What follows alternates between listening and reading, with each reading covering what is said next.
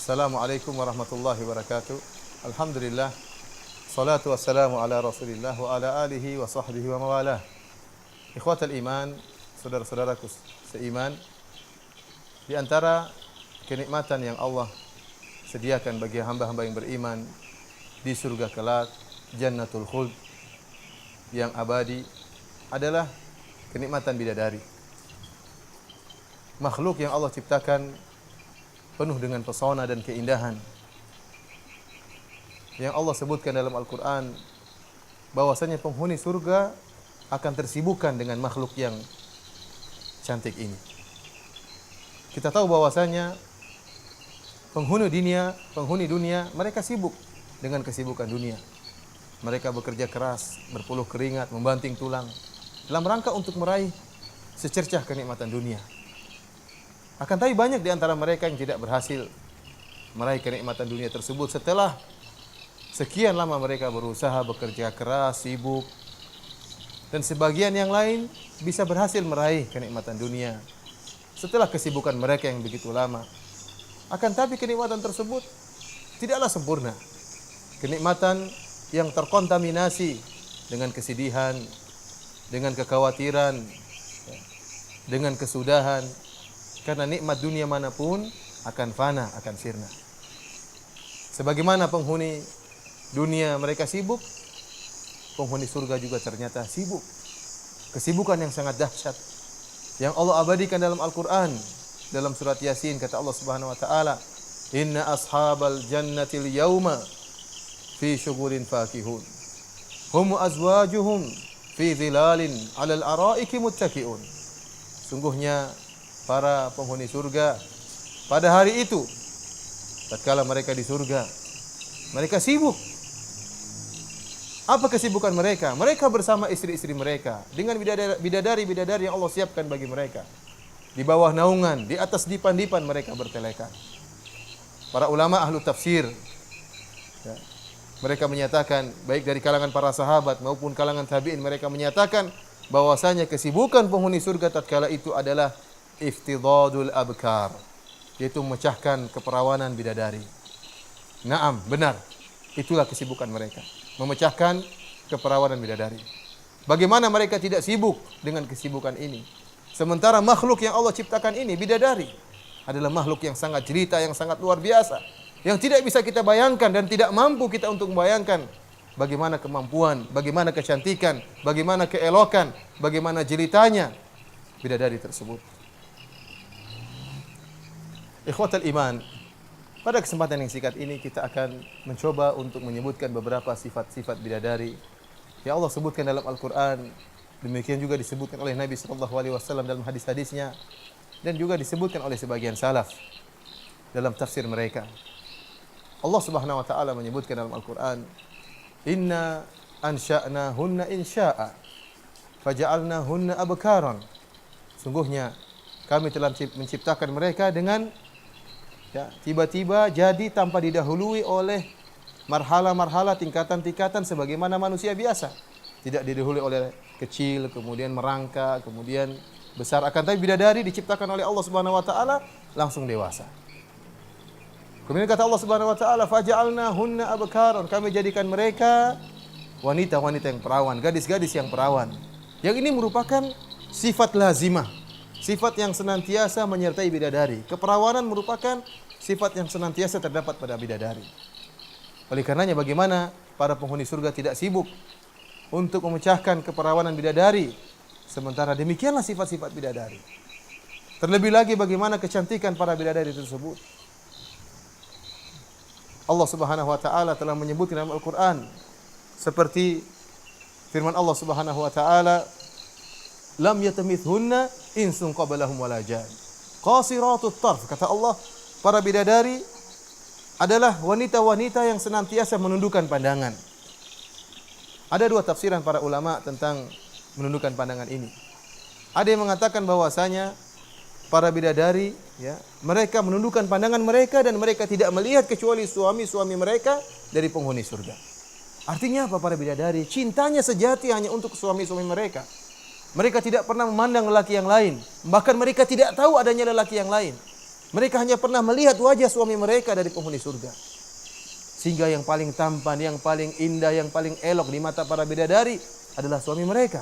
Dan Allah ciptakan bidadari-bidadari tersebut untuk suami-suami mereka.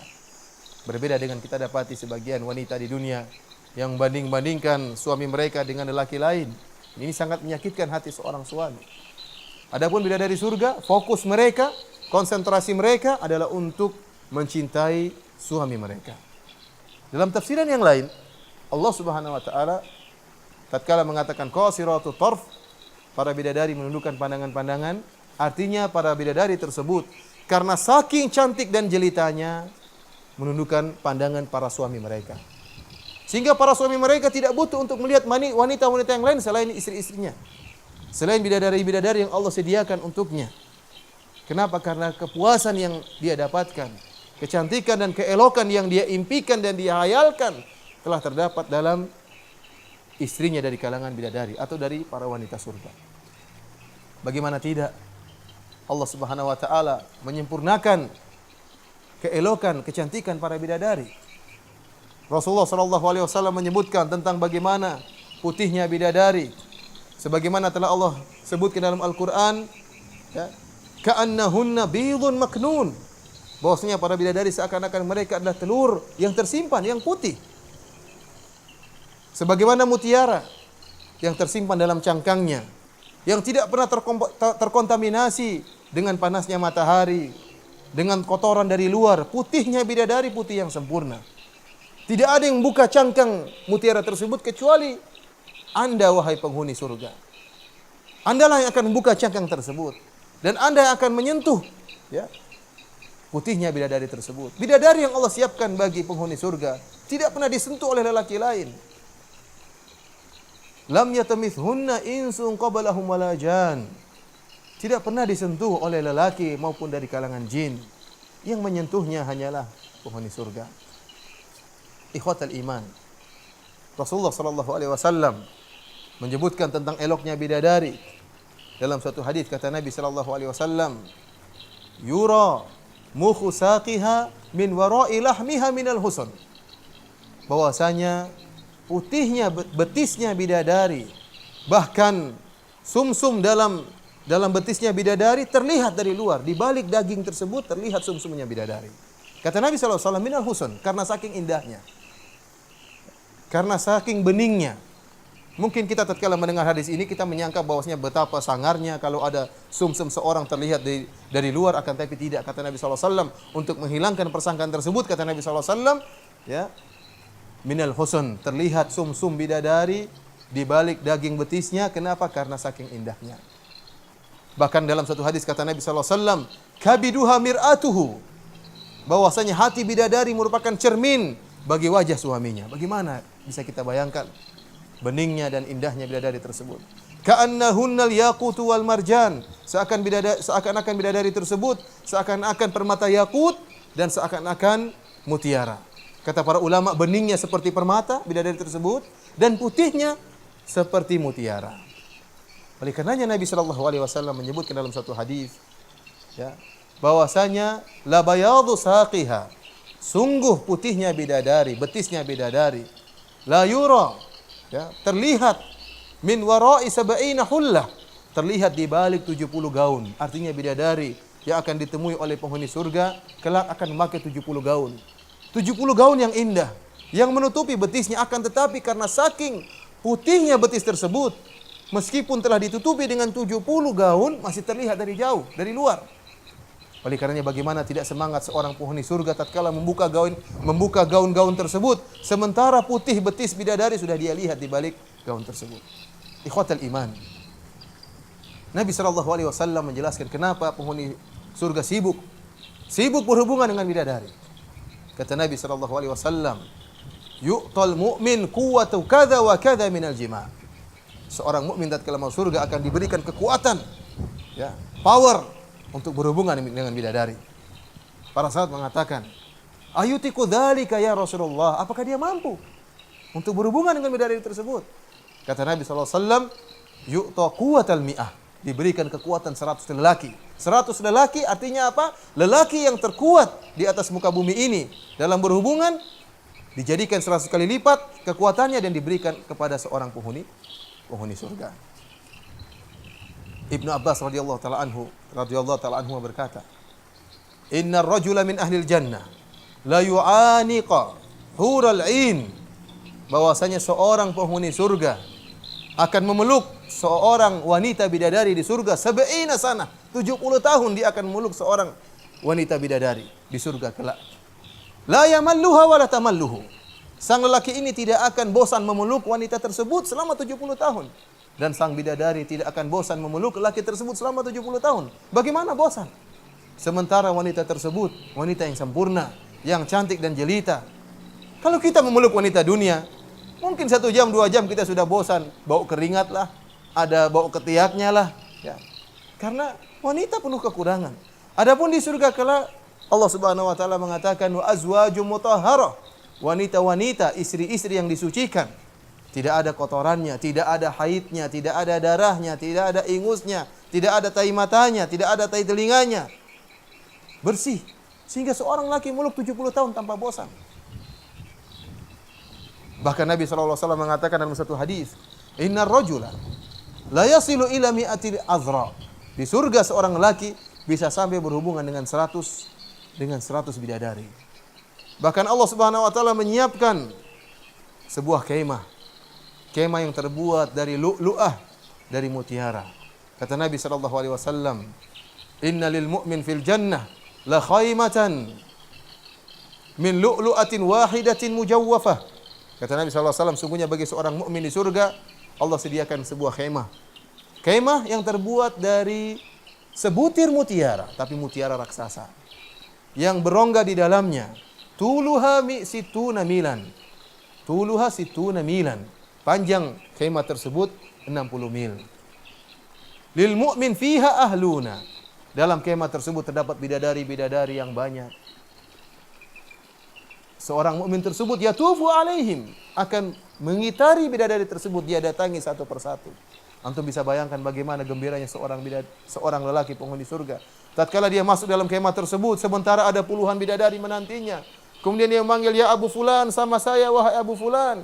Para bidadari tersebut berebut-rebut berusaha untuk bisa berkhidmah, untuk bisa melayani sang lelaki tersebut. Sungguh indah para ikhwatul iman. Bagaimana kecantikan bidadari? Kalau kita bicara tentang kecantikan bidadari, tidak mampu otak kita untuk menghayalkan kecantikan bidadari tersebut. Saya ajak ikhwatul iman untuk menunjukkan suatu hadis. Kata Nabi sallallahu alaihi wasallam, "Lau anna imra'atan min ahlil jannah ittala'at ilal ardh." Kalau seandainya ada seorang wanita dari penduduk surga nongol di bumi ini, la adha'at ma bainahuma. Maka akan keluar cahaya dari wajah wanita ini dan akan menerangi isi dunia ini. Dari timur sampai barat, dari utara sampai selatan, dari Sabang sampai Merauke, semuanya terpenuhi dengan cahaya. Seandainya di malam hari bumi ini seluruh lampu mati, tidak ada cahaya sama sekali. Seandainya bulan pun redup, kemudian muncul bidadari, maka akan memberi penerangan bagi bumi ini. Bagaimana bisa indahnya wajah bidadari tersebut? Bagaimana indahnya cahaya yang keluar dari bidadari tersebut? Bahkan kata Nabi sallallahu alaihi wasallam, "Wala mala'at ma bainahuma rihan." Bahkan selain itu, selain cahaya yang akan tersebar, demikian juga akan tersebar bau semerbak, bau yang harum di atas muka bumi ini gara-gara wajah seorang bidadari yang nongol di atas muka bumi ini. Kemudian kata Nabi sallallahu alaihi wasallam, "Wala nasifuha ala ra'siha khairun minad dunya wa ma fiha." Sungguhnya khimar, sungguhnya kerudung yang ada di atas kepala bidadari tersebut lebih baik daripada dunia dan seisinya. Ini baru kerudung. Lebih baik daripada kecantikan wanita yang ada di atas muka bumi ini. Kalau seandainya seluruh wanita cantik di atas muka bumi ini dikumpulkan untuk dibandingkan dengan kerudung bidadari, masih kalah dengan kerudung bidadari. Ini baru kerudungnya wahai ikhwan. Bagaimana dengan yang lainnya? Bagaimana dengan lesung pipitnya? Bagaimana dengan pipinya? Bagaimana dengan matanya? Bagaimana dengan hidungnya? Bagaimana dengan yang lainnya? Oleh karenanya tidak mampu kita untuk menghayalkan bagaimana cantiknya bidadari. Otak kita terbatas, daya imajinasi kita terbatas. Kita hanya bisa menghayalkan apa yang tercantik yang pernah kita lihat. Ingat firman Allah Subhanahu wa taala dalam hadis qudsi, "A'datu li ibadiyas shalihin ma la ainun ra'at wa la udhunun sami'at wa la khatara ala qalbi bashar." Aku siapkan bagi hamba-hambaku di surga kenikmatan-kenikmatan yang tidak pernah dilihat oleh mata mereka, tidak pernah terdengar oleh telinga mereka, dan tidak pernah terbetik dalam hati-hati mereka. Betapapun Anda menghayalkan kecantikan bidadari, betapapun Anda menghayalkan betisnya bidadari, wajahnya bidadari, pasti hayalan Anda akan salah. Setelah kita mengetahui bagaimana, ini sekedar cuplikan ya tentang sedikit dari sifat-sifat bidadari. Oleh karenanya wajar jika Allah Subhanahu wa taala menyatakan hum fi syughulin fakihun, bahwasanya para penghuni bidadari bersama para penghuni surga bersama para bidadari sibuk tatkala di surga karena keelokan dan kecantikan para bidadari tersebut. Semoga Allah Subhanahu wa taala menjadikan kita termasuk dari penghuni surga. Wa zawwajnahum bihurin ain, sebagaimana Allah menyatakan Allah akan menikahkan para penghuni surga dengan para bidadari. Dan kita berharap dengan apa yang kita sampaikan tentang indahnya dan moleknya bidadari membantu kita untuk agar tidak terpedaya dengan fitnah wanita, dengan hal-hal yang diharamkan oleh Allah Subhanahu wa taala. Jangan sampai kita menjadi orang yang tolol dan orang yang bodoh hanya dengan kenikmatan sesaat, terjerumus dalam hal-hal yang diharamkan oleh Allah, mengumbar pandangan, berzina, lantas kemudian kita terluput dari kenikmatan yang abadi, kenikmatan bidadari di akhirat kelak. Wabillahi taufiq wal hidayah. Assalamualaikum warahmatullahi wabarakatuh.